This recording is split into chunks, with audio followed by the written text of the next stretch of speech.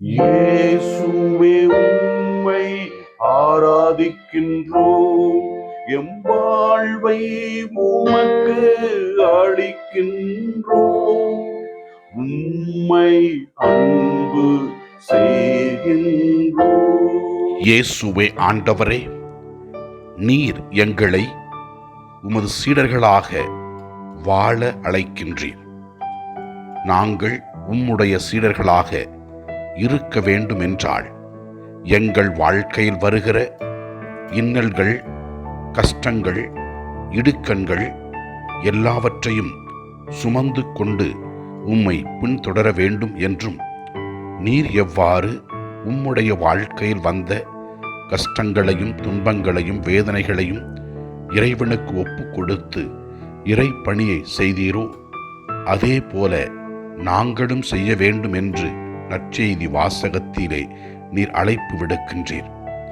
முதல் வாசகத்திலே நாம் பார்க்கிறோம் எவ்வாறு அன்பு நம் அனைவருக்கும் தேவையானது என்றும், அன்பு மற்றவர்களுக்கு தீமையை இழைக்காது என்றும், நாம் நம்மீது அன்பு கூறுவது போல அடுத்து இருப்பவர் மீதும் அன்பு கூற வேண்டும் என்று முதல் வாசகம் தெளிவுபடுத்துகிறது.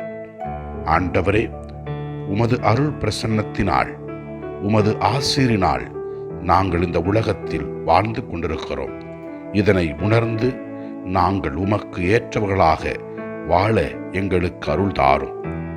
முதல் வாசகத்திலே நாம் நன்றாக பார்க்கிறோம், அன்பு ஒன்றே நாம் மற்றவர்களுக்கு செலுத்த வேண்டிய கடனாக இருக்கட்டும் என்றும், அன்பு நாம் மற்றவர்களை செய்யும் பொழுது நாம் திருச்சட்டத்தின் நிறைவை காண்கின்றோம் என்றும் தெல்லம் தெளிவாக விளக்குகிறது.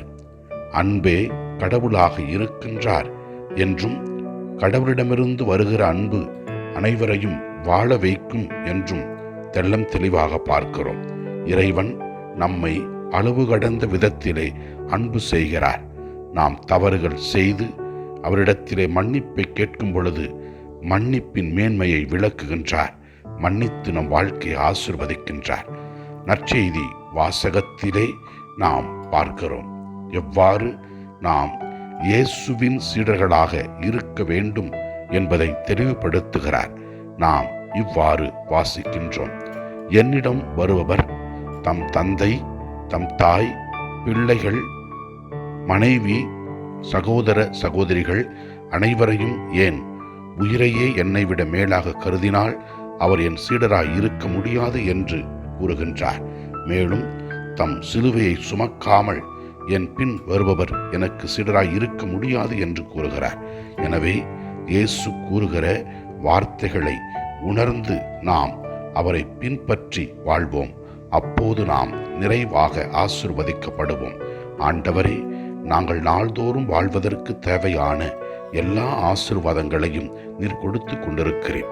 இனி வருகிற நாட்களிலே நீர் விரும்புவதை நாங்கள் செய்து உமக்கு ஏற்றவர்களாக இருக்கக்கூடிய அருளை தர வேண்டும் என்று ஜெபிக்கிறோம். ஆண்டவரை நோக்கி ஜெபிப்போம்.